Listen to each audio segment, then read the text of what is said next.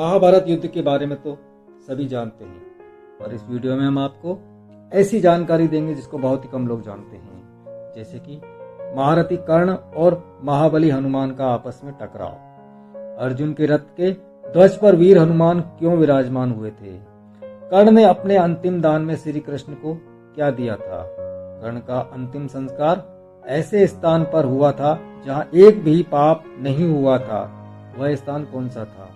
ये सब जानने के लिए इस वीडियो में अंत तक बने रहें। अगर आप इस चैनल पर पहली बार आए हैं तो चैनल को सब्सक्राइब जरूर करें।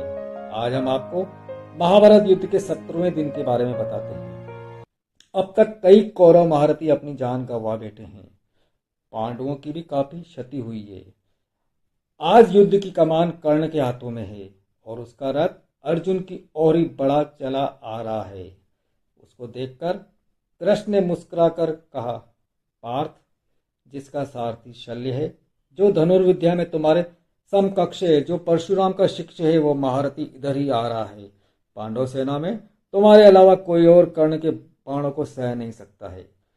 इतना कहते ही श्री कृष्ण के मन द्वारा संचालित उनका रथ पल भर में ही कर्ण के रथ के समक्ष जा खड़ा होता है। कर्ण के रथ पर जो ध्वज था उस पर हाथी को बांधने की सांखल का चिन्ह तथा अर्जुन के रथ के ध्वज पर स्वयं हनुमान जी विराजमान थे। अब अर्जुन के रथ के ध्वज पर हनुमान जी क्यों विराजमान थे, युद्ध के बीच में ही आपको यह प्रसंग भी बताते हुए चलते हैं। महाभारत युद्ध से कुछ समय पूर्व अर्जुन जंगल में विचरण करते करते रामेश्वरम तक पहुंच गए और सेतुबंध रामेश्वरम, जो भगवान राम ने पुल लंका पर चढ़ाई के लिए बनाया था, उसको देखकर सोचने लगे, इस पुल को बनाने के लिए इतने पत्थरों की जरूरत कहाँ थी, ये तो मैं एक बाण में ही बना सकता हूँ। उनके ऐसा सोचते ही हनुमान जी वहां प्रकट हो गए और बोले, तुम्हारे बाण से बना पुल मेरे एक पैर रखते ही टूटकर बिखर जाएगा। अगर ऐसा नहीं हुआ तो मैं तुम्हारी कोई भी बात मानने के लिए तैयार हूँ।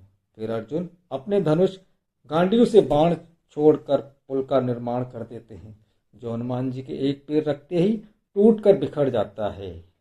तब अर्जुन मनी मन कृष्ण को याद करते हैं, हे माधव, मेरी लाज रख लो।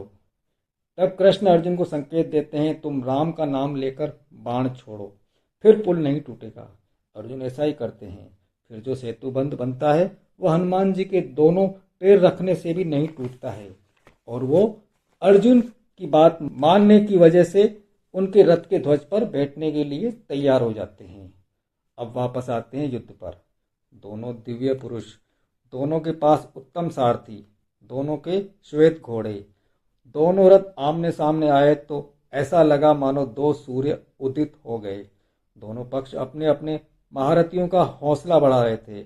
दोनों ही इतनी शक्तियों से संपन्न थे कि दोनों पक्षों की किसी एक की विजय पर संदेह होने लगा था। ऐसा लगा मानो पूरी प्रकृति दो भागों में विभक्त हो अर्जुन और कर्ण में से किसी एक का पक्ष लेने लगी। कर्ण ने आज ही अपने पुत्र वृक्षसेन को खोया था और वो क्रोध में अर्जुन की ओर बाणों की बरसात कर रहा था। उनमें से कुछ बाण श्री कृष्ण को भी लग रहे थे। ये सारा दृश्य रथ की ध्वजा पर विराजित हनुमान जी देख रहे थे। अचानक कर्ण ने एक शक्तिशाली बाण निकाला और अर्जुन पर प्रहार कर दिया। वो बाण अर्जुन को न लगकर श्री कृष्ण के कवच पर जा लगा। इससे उनका कवच टूटकर नीचे गिर गया। फिर कर्ण ने एक और बाण अर्जुन की तरफ चलाया तो फिर वह बाण भी श्री कृष्ण के बाएं हाथ पर लग गया और उनके हाथ पर घाव हो गया। जैसे ही ये दृश्य हनुमान जी ने देखा तो उन्होंने बहुत जोर से गर्जना की, जिससे सारा ब्रह्मांड उनकी गर्जना से गूंज गया और हनुमान जी अपना विकराल रूप लेकर रथ के नीचे आ गए। उनका ये विकराल रूप देखकर कौरव सैनिक रणभूमि से भाग छूटे। अब हनुमान जी काफी क्रोधित हो चुके थे और वो अपनी गदा से कर्ण पर प्रहार करने ही वाले थे। तभी श्री कृष्ण ने अपना दाहिना हाथ बढ़ाया और हनुमान जी को शांत करने की कोशिश की। उनका विकराल रूप देखकर कर्ण के हाथ से धनुष नीचे गिर गया। हनुमान जी का क्रोध ऊपर से शांत हुआ था, अंदर से वह अभी भी ज्वालामुखी की तरह उबाल मार रहा था। उनका ये रूप देखकर श्री कृष्ण ने उनको शांत करने की कोशिश की और कहा, हनुमान, ये त्रेता युग नहीं है और ये क्रोध का समय भी नहीं है। मैं ठीक हूँ, तुम वापस अपनी जगह पर विराजमान हो जाओ। तब श्री कृष्ण के दबाव देने पर हनुमान जी शांत हुए। फिर अर्जुन और कर्ण में घनघोर युद्ध होता है और कर्ण मारा जाता है। कर्ण जब मृत्युशैया पर थे, तब श्री कृष्ण उनके पास उनके दानवीर होने की परीक्षा लेने के लिए पहुंचते हैं। कर्ण ने श्री कृष्ण से कहा, उनके पास देने के लिए अब कुछ भी नहीं है।